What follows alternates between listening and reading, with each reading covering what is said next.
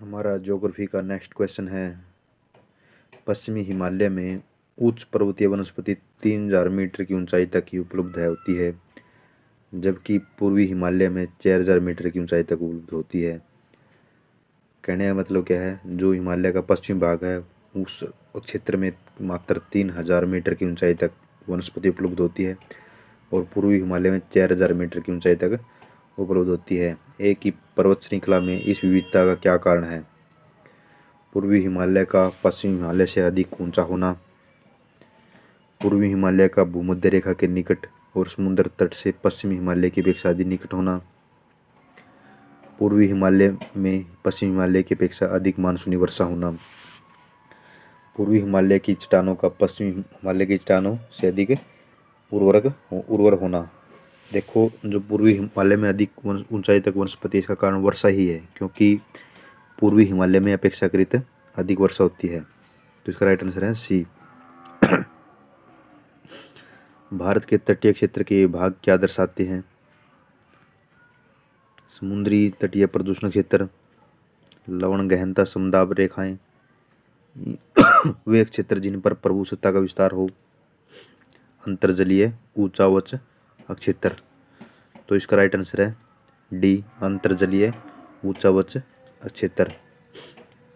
इस क्षेत्र में अंडमान निकोबार द्वीप समूह है, लक्षद्वीप, अंडमान निकोबार लक्षद्वीप आदि क्षेत्रों को दर्शाया गया है। ये अंतर्जलीय ऊंचावच क्षेत्र है। इसमें 4 स्थान दिए हुए हैं।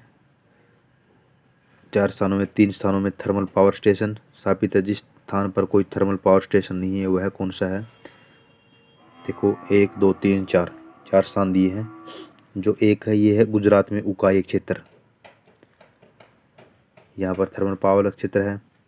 2 है आंध्र प्रदेश का क्षेत्र, जिसको डोंडा पड्डू कहा जाता है, डोंडा पड्डू, यहाँ भी है। उकाई में भी ताप थर्मल पावर संयंत्र है, डोडा पंडू में भी है, और एक कोरबा है छत्तीसगढ़ में।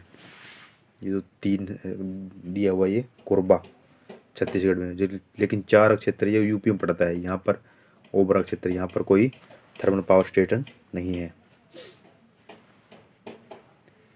यहाँ पर हाइड्रो पावर स्टेशन है, आपको याद रखना है। उकाई में, उकाई गुजरात में, डोडा पड्डू आंध्र प्रदेश में, कोरबा छत्तीसगढ़ में थर्मल पावर स्टेशन है। और जो Ukai Obra hydro power station है, वो कहाँ पे है? यूपी में। लेकिन नेक्स्ट क्वेश्चन आ सकता है, Ukai thermal power station Gujarat में है, डोडा पड्डू thermal power station Andhra Pradesh में है, कोरबा छत्तीसगढ़ में है, और ओबरा हाइड्रो पावर स्टेशन कहाँ पे है? ओबरा उत्तर प्रदेश में। उकाई गुजरात में, डोडा पड्डू आंध्र प्रदेश में, कोरबा छत्तीसगढ़ में, और ओबरा यूपी में। 4 नंबर पे ओबरा यूपी। हमारा नेक्स्ट क्वेश्चन है, वाणिज्यिक दृष्टि से लाभप्रद वृक्षों की एक पादप कृषि के अनुपम प्राकृतिक छटा को नष्ट कर रही है। इमारती लकड़ी का विचार शून्य दोहन, ताड़ रोपण के लिए विशाल भूखंड का निर्वनीकरण, मैंग्रोव का वंश विनाश, आदिवासियों द्वारा लकड़ी की अवैध कटाई, अनाधिकार आखेट समस्या को अधिक जटिल बनाते हैं। एलवण जल कोटरिकाओं त्वरित गति से सूख रही हैं क्योंकि निर्वनीकरण और मैंग्रोव का विनाश हो रहा है। इस उदाहरण से निर्देशित स्थान कौन सा है? जो हमने कथन में बताया है वो कौन सा स्थान हो करता है? सुंदरवन, केरल तट, उड़ीसा तट, और अंडमान निकोबार द्वीप समूह है। देखो, मैंग्रोव वन की बात है तो मैंग्रोव वन सामान्यतः सुंदरवन में अधिक मिलते हैं। सुंदरवन इसका राइट आंसर है, जो पश्चिम बंगाल में पड़ते हैं। सुंदरवन विश्व का सबसे बड़ा डेल्टा भी बनाता है, आपको याद रखना, ये एक एक्स्ट्रा पॉइंट है। हमारा नेक्स्ट क्वेश्चन 5वां, भारत में उपलब्ध पूरा चुंबकीय परिणामों से संकेत मिलते हैं कि भूतकाल में भारतीय सतल पिंड किसका है? भारत में उपलब्ध पूरा चुंबकीय परिणामों से संकेत मिलते हैं कि भूतकाल में भारतीय सतल पिंड किसका है, खिसक गया है। उत्तर पूर्व को, दक्षिण को, उत्तर को, दक्षिण को, पूर्व को, और पश्चिम को। आपको पता है कि जो भारत की प्लेट है वो उत्तर की तरफ खिसक रही है। हमने इसको प्लेट विवर्तनिक थ्योरी में भी पढ़ा है। आप इस जाकर वीडियो प्लेलिस्ट में देख सकते हैं, ज्योग्राफी की स्टैटिक्स पार्ट। हमारा नेक्स्ट क्वेश्चन है, इसमें 4 स्थान दिए हुए हैं, 1, 2, 3 और 4। इनमें से एक ज्वारीय पतन कौन सा है जहाँ ज्वार भाटा की वजह से पतन आता है? तो आपको पता है कि जो गुजरात का कांडला पतन है वो ज्वारीय पतन है, तो इसका राइट आंसर है 4। कांडला गुजरात में है, और जो कोलकाता है 1 नंबर पर, ये पश्चिम बंगाल में है। 2 नंबर जो उड़ीसा में पड़ता है पारादीप पतन है, और 3 कोची केरल में पड़ता है। तो हमारा ज्वारीय पतन कौन सा है? कांडला, जो कि सबसे पहला पतन भी बना, जिसको ज्वारीय पतन भी कहते हैं। और वर्तमान में इसको दीनदयाल बंदरगाह भी कहा जाता है। ये क्वेश्चन आया हुआ है यूपीएससी प्रीलिम्स में कि दीनदयाल बंदरगाह पतन किस पतन को कहा जाता है? कांडला को कहा जाता है। नया नाम है ये कांडला पतन का। भारतीय उपमहाद्वीप मूलतः एक विशाल भूखंड का भाग था, जिसे क्या कहते हैं? हमको पता है कि जो वर्तमान सृष्टि को 2 भागों में बांटा है, पेंजिया और पैंथालासा। पैंथालासा जलीय भाग को कहा जाता है, पेंजिया भूमिगत भाग को कहा जाता है। और पेंजिया को 2 भागों में बांटा जाता है, अंगारालैंड और गोंडवाना। अंगारालैंड में उत्तरी अमेरिका, यूरोप जैसे देश शामिल हैं, और गोंडवाना में भारतीय प्रायद्वीप, ऑस्ट्रेलिया, अफ्रीका, दक्षिण अमेरिका आदि शामिल हैं। तो उसका राइट आंसर क्या आएगा? D, Gondwana land. हमारा नेक्स्ट क्वेश्चन है 8वां, निम्नलिखित में से कौन सी पर्वत श्रेणी एक ही राज्य में फैली है? अरावली, सतपुड़ा, अजंता और सह्याद्री। अगर आप कॉमन सेंस का यूज करें, अरावली हमको पता है कि गुजरात में भी है, राजस्थान में भी है, और दिल्ली तक फैली हुई है, हरियाणा में भी फैली हुई है। दूसरी सह्याद्री, ये महाराष्ट्र, गुजरात, कर्नाटक, गोवा आदि क्षेत्रों में फैली हुई है। सतपुड़ा, ये भी कई, जिस प्रकार महाराष्ट्र, मध्य प्रदेश, गुजरात में फैली हुई है। लेकिन अजंता मात्र महाराष्ट्र में फैली हुई है। इसका राइट आंसर है सी। आप इनको बेसिक नॉलेज से एलिमिनेट कर सकते हो। हमारा 9वां क्वेश्चन है, अमृतसर से दिल्ली होकर, पंजाब से दिल्ली होकर कलकत्ता के राष्ट्रीय मार्ग की संख्या क्या है? हमको पता है कि अमृतसर से दिल्ली जो राष्ट्रीय राजमार्ग जाता है वो 2 है, और दिल्ली से बम्बई वो 1 है। आपको याद रखने राष्ट्रीय राजमार्ग से भी क्वेश्चन आ सकते हैं। नेक्स्ट हमारा नीचे दिए 4 दिए हैं, 1, 2, 3, 4, ये प्रोसनी है। आपको याद रखने का तरीका है, कालजा, क्या है? कालजा। कैसे? कराकोरम, जो कि 1 में आता है। 2 से लय से लद्दाख, 2 में आता है। जय से जास्कर, और 4 है पीर पंजाल।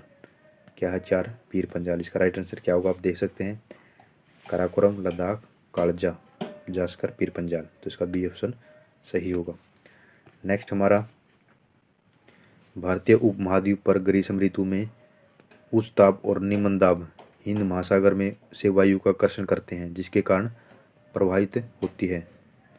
जो ग्रीष्म ऋतु में हमको पता है कि दक्षिण पश्चिम पवन ही चलती हैं भारतीय उपमहाद्वीप में। तो इसका राइट निम्न दाब होता है और उच्च दाब होता है, और हिंद महासागर से वर्षा आर्द्रता लेके चलती है। ये होता है दक्षिणी पश्चिमी मानसून। इसका राइट आंसर क्या आएगा? बी। खाऊं अयस्क किस राज्य में? मैग्नीज, निकल, जस्ता, एस्बेस्टस। आपको ये बिल्कुल अच्छी तरह से याद रखना कि मैग्नीज में से मध्य प्रदेश में पाया जाता है सबसे अधिक मुख्य स्रोत, और निकल उड़ीसा में पाया जाता है, ये भी आपको याद रखना है। शीशा और जस्ता राजस्थान में, इसको एक जुड़वा धातु भी कहते हैं, और एस्बेस्टस आंध्र प्रदेश में। ये तो सभी ऑप्शन सही हैं। आप इसका राइट आंसर है ए का 1, बी का 2, सी का 3 और डी का 4, ये सी में है। तो मैग्नीज मध्य प्रदेश में, निकल उड़ीसा में, लैंड और जिंक राजस्थान में, एस्बेस्टस आंध्र प्रदेश में पाया जाता है।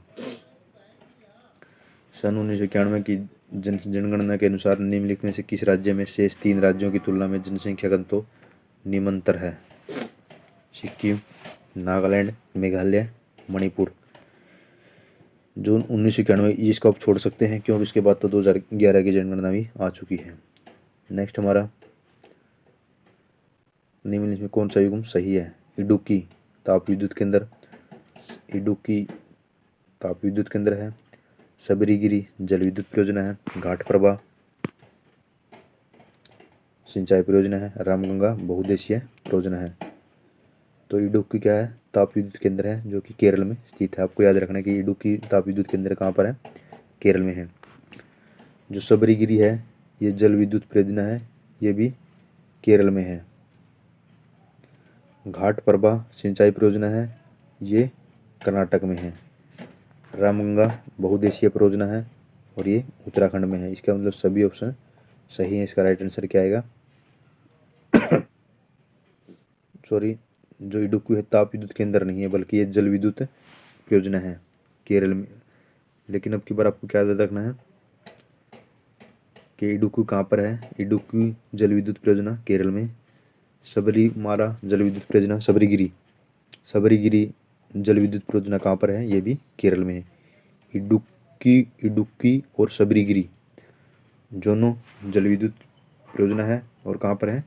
केरल में। घाटप्रभा कर्नाटक में है और रामगंगा उत्तराखंड में। रामगंगा कहाँ पे है? उत्तराखंड में। और रामगंगा है उत्तराखंड में और महानंदा है बिहार और पश्चिम बंगाल में बहती है। जो गंगा की पूर्व में सबसे पूर्व में सहायक नदी है महानंदा, और रामगंगा उत्तराखंड में जो कि बहुउद्देशीय परियोजना है। घाटप्रभा कहाँ पे है? ये कर्नाटक में है। और इडुक्की और सबरीगिरी केरल में जो कि जल विद्युत परियोजना है। हमारा नेक्स्ट क्वेश्चन है, भारत के संदर्भ में व्याधि सूचित जनजाति का संबंध माना जाता है आदिम जनजातियों से, यायावरी जनजातियों से, स्थान अदल बदल कर खेती करने वाली जनजातियों से, और उन जनजातियों से जिन्हें पहले अपराधी जनजाति के वर्ग में रखा जाता था। तो इसका राइट आंसर है डी। जिस जनजातियों को पहले अपराधी जनजातियों की श्रेणी में रखा जाता था उनको व्याधि सूचित जनजाति कहा जाता है। ये अंग्रेजों द्वारा शुरू की गई थी व्यवस्था। डी नोटिफाइड जनजातियों को मूल रूप से आपराधिक जनजातियों के अधिनियम 1871 के तहत सूचीबद्ध किया गया था। 1952 के आपराधिक जनजाति अधिनियम ने पहले की अधिसूचना को निरस्त कर दिया और 1959 में उन्हें पुनः अभ्यस्त अपराधियों के रूप में वर्गीकृत किया गया। व्याधि सूचित जनजाति जो अपराध का काम करती थी पहले। नेक्स्ट हमारा 16वां क्वेश्चन, निम्नलिखित में से कौन सी नदी 3 बार 2 धाराओं में विभक्त हो जाती है? कुछ मील आगे जाकर पुनः मिल जाती है। इस प्रकार श्रीरंगपट्टनम श्रीरंगम के द्वीपों का निर्माण करती है। कावेरी, तुंगभद्रा, कृष्णा और गोदावरी। तो आपको याद रखना है कि कावेरी नदी 3 बार 2 धाराओं में विभक्त होती है और कुछ मील आगे जाकर पुनः मिल जाती है। इस प्रकार श्रीरंगपट्टनम, शिवसुंदरम और श्रीरंगम द्वीपों का निर्माण होता है। आपको याद रखना है कि श्रीरंगपट्टनम, शिवसुंदरम, श्रीरंगम के द्वीपों का निर्माण किस नदी के कारण होता है? कावेरी नदी का। कावेरी नदी इन तीनों द्वीपों का निर्माण करती है, श्रीरंगपट्टनम, शिवसुंदरम और श्रीरंगम। यह कर्नाटक के कुर्ग जिले में ब्रह्मगिरी पहाड़ियों से निकलती है। आपको कावेरी नदी के बारे में बात याद रखना है कि कहाँ का उद्गम स्थल है? कर्नाटक के कुर्ग जिले में ब्रह्मगिरी पहाड़ी से निकलती है और तमिलनाडु के तिरुचिरापल्ली के निकट बंगाली खाड़ी में मिल जाती है। इसका अपवाह क्षेत्र कर्नाटक में 41%, तमिलनाडु में 55% और केरल में मात्र 3%। सबसे ज़्यादा कहाँ पर प्रभावित होती है? कर्नाटक, तमिलनाडु में 55%, उसके बाद कर्नाटक में 41 और केरल में मात्र 3% इसका प्रभाव होता है। नेक्स्ट हमारा 17वां क्वेश्चन, आपको यत्र कुछ अनोखे डेनमार्कवासी मिल जाएंगे, परंतु उसका कारण यह डेनमार्क की चौकी हुआ करती थी। यह अनूठा नगर है, उसका दुर्ग, सुंदर गिरजाघर, नया जेरूसलम, सुन्नी सड़कें उजड़ तटाकर सब मिलकर अद्भुत रत्न बनना जाते हैं। इस वर्णन में, इस उक्ति में किसका वर्णन है? तमिलनाडु तट का, केरल तट का, कर्नाटक तट का और गोवा तट का। तो ये तमिलनाडु तट के वर्णन की बात चल रही है और तमिलनाडु के ट्रांस क्यूबार क्षेत्र का वर्णन है।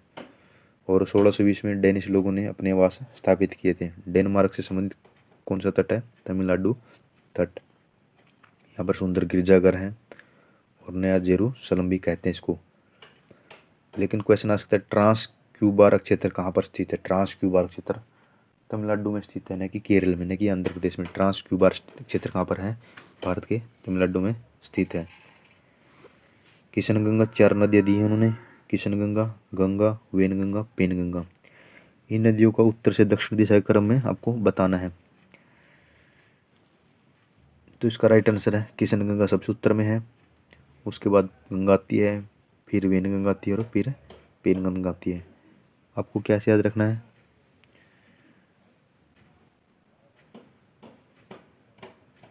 वेनगंगा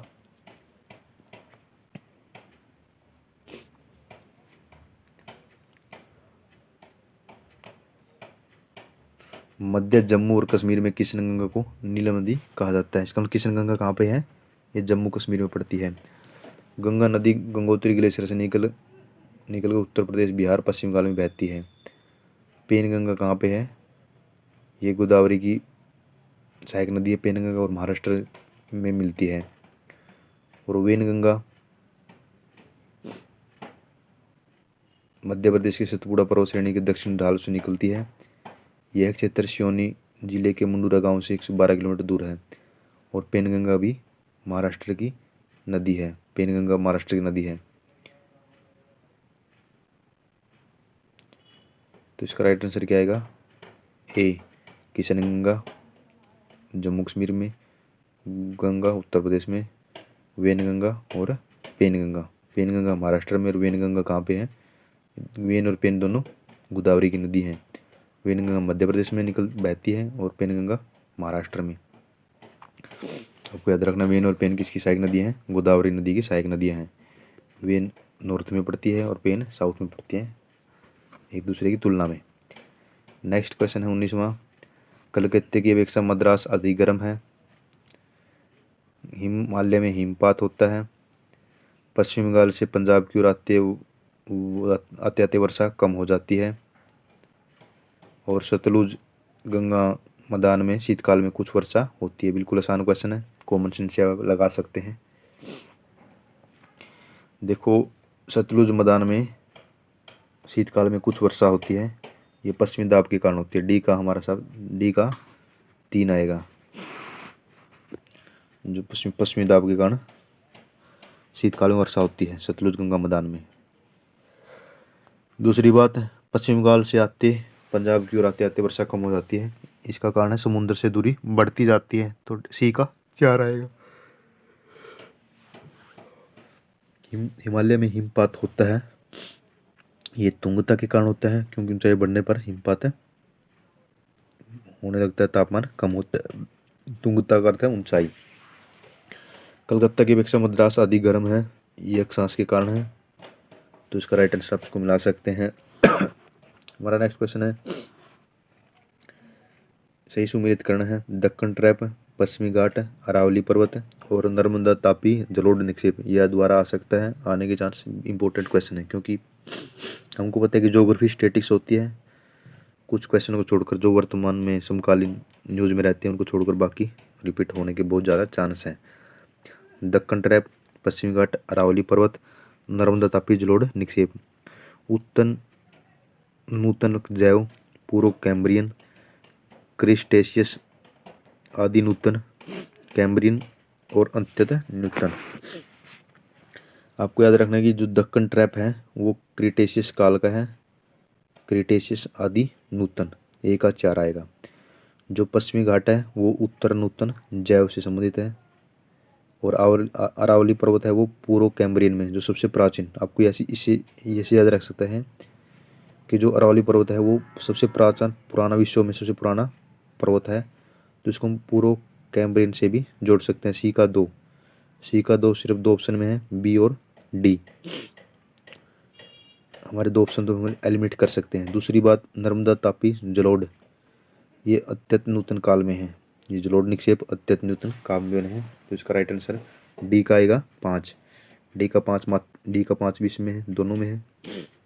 तो हमको याद रखना है कि जो दक्कन ट्रैप वो क्रिटेशियस काल में बना, क्रिटेशियस में, अरावली पर्वत पूर्व कैम्ब्रियन काल में। और हमने ज्योग्राफी की क्लास में किया था कुछ, जैसे डालमा की पहाड़ियाँ हैं झारखंड में, वो आप देख सकते हो प्लेलिस्ट में जाकर, ज्योग्राफी की स्पेशल क्लासेज में। हमारा नेक्स्ट क्वेश्चन 21वां, भारत को उष्णकटिबंधीय उपोष्णकटिबंधीय में विभाजन करने के आधार के रूप में जनवरी समताप रेखा है 21 डिग्री सेंटीग्रेड, 18 डिग्री, 12 डिग्री और 15 डिग्री। इसका राइट आंसर है 15 डिग्री। भारत को उपोषण और तथा उपोषण कटिबंध में बांटने हेतु प्रयोग की जाने वाली समताप रेखा का मान कितना है? 18 डिग्री। तो इसका राइट आंसर क्या है? बी। जो समताप रेखा कौन सी है? 18 डिग्री। नेक्स्ट हमारा क्वेश्चन है, खनिज दिए हुए हैं और क्षेत्र दिए हुए हैं, कोयला, सोना, अभ्रक और मैग्नीज। भंडारा, कर्णपुरा, हुट्टी, नल्लोर। आपको याद रखना है कि कोयला झारखंड के कर्णपुरा में पाया जाता है। कोयला कहाँ पाया जाता है? झारखंड के कर्णपुरा में। लेकिन आपको भी याद रखना है कि कर्णपुरा कहाँ पे? झारखंड में भी है।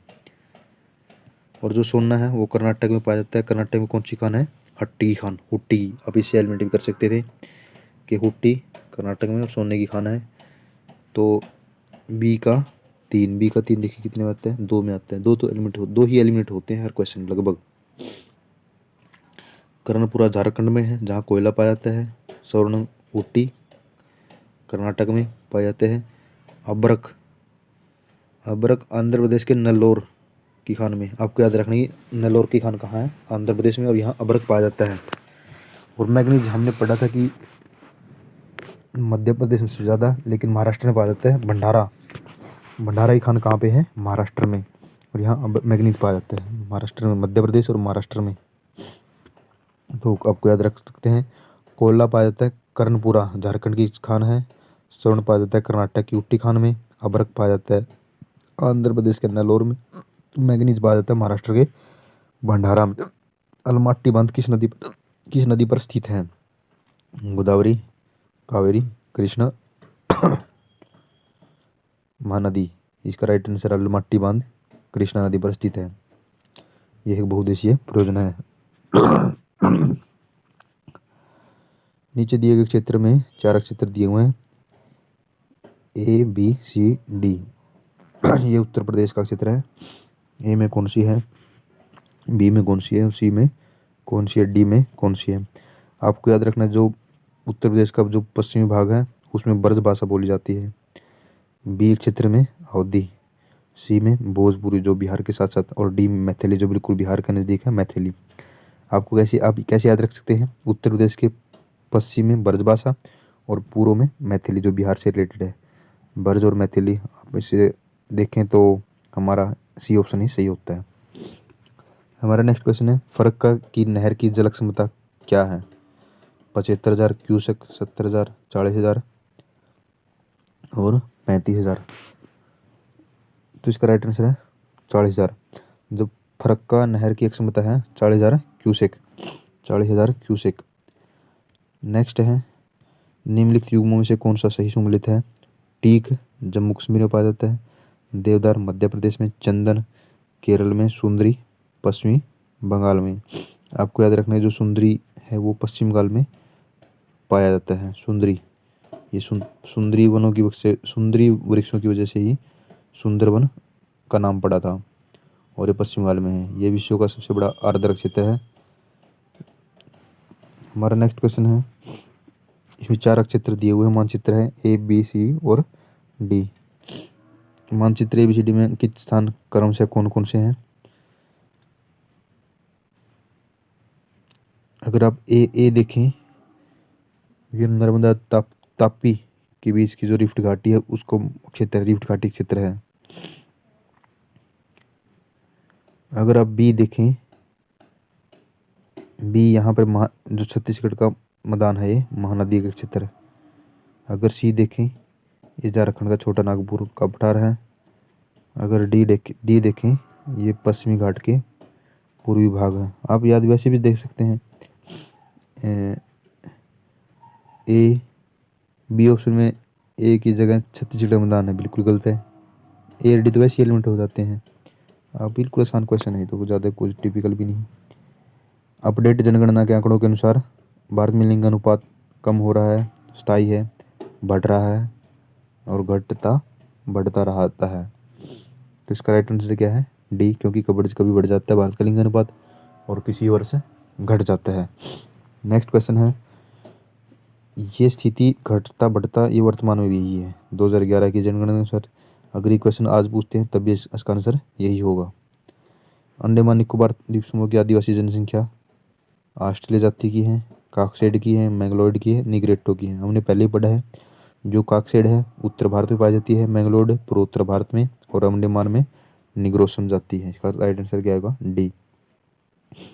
अंडमान निकोबार की जनसंख्या निग्रो जनजाति संबंधित है। सोमपन की जनसंख्या यहाँ बहुत कम पाई जाती है। निकोबार में मैंगलोड भी मिल जाते हैं। इसमें 4 नदियाँ दी हुई हैं, 1, 2, 3 और 4। तो इसका राइट आंसर क्या आएगा? जो 2 है वो गंडक है, फिर गंगा 3, नहीं सॉरी, एक जो नदी है गंडक है, 2 है गंगा, 3 है गोमती और 4 है घाघरा। गंगा, गोमती, घाघरा, गोमती, घाघरा, गंडक, कोसी। गोमती, घाघरा, गंगा की 4 नदी है, गंगा 2 होगी।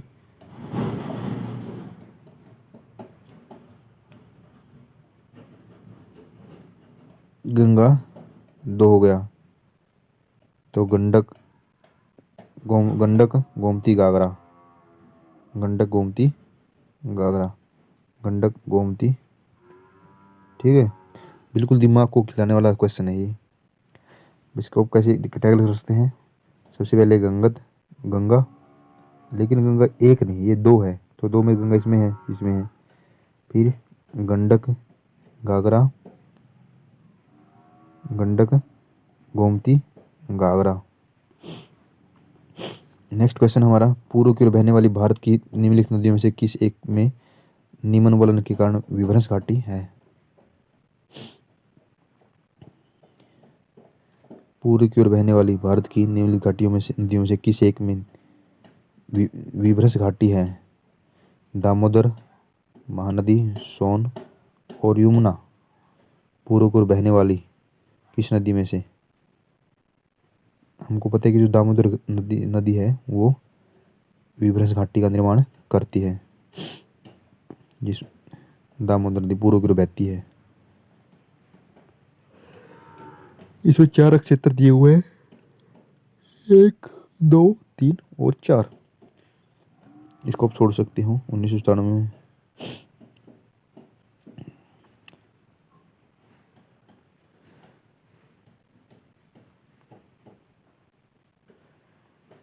अगर हम देखें 34वां क्वेश्चन इंपॉर्टेंट है। ग्रेफाइट, शीशा, लवण और चांदी। बेलारी, डिडवाना, रामपा और जावर। आपको याद रखना है जावर की जो खान है वहाँ शीशा बहुत ज़्यादा है राजस्थान में। और जो चांदी है वो रामपा में मिलता है। और जो लवण है सबसे ज़्यादा नमक डिडवाना में मिलता है। और ग्रेफाइट बेलारी में मिलता है। आपको कैसे याद रखना है? ग्रेफाइट कहाँ मिलता है? बेलारी में, शीशा जावर में। अमा, ग्रेफाइट बेलारी में, शीशा डिडवाना में, लवण रामपा में, चांदी। तो आप इसमें मिलान कर सकते हो। हमने बता दिया कि ग्रेफाइट बेलारी में मिलता है, चांती रामपा मिलता है, सीसा जावरे मिलता है, लवण डिडवाना मिलता है। आप इसे मिलान कर सकते हो। हमारा 35वां क्वेश्चन है, 1966 में ओक फ्लोर की खोज ने, देखो 1966 में खोज हुई थी ओक फ्लोर की, और क्वेश्चन 98 में आया तो अब भी आ सकता है। ओक फ्लोर की खोज ने भारतीय रेशम उत्पादन के इतिहास में एक नया अध्याय जोड़ा। अब क्वेश्चन आ सकता है, ओक फ्लोर किससे संबंधित है? रेशम के उत्पादन से। निम्नलिखित राज्यों में से कौन सा एक ओक टसर रेशम का अग्रणी उत्पादक है? असम, बिहार, मणिपुर, उड़ीसा। तो इसका राइट आंसर है असम, क्योंकि जो टेरी और मूंगा और टेरी है वो असम में मिलती है। धन्यवाद दोस्तों, नेक्स्ट वीडियो में अगले क्वेश्चन करेंगे। धन्यवाद। चैनल सब्सक्राइब करें, शेयर करें।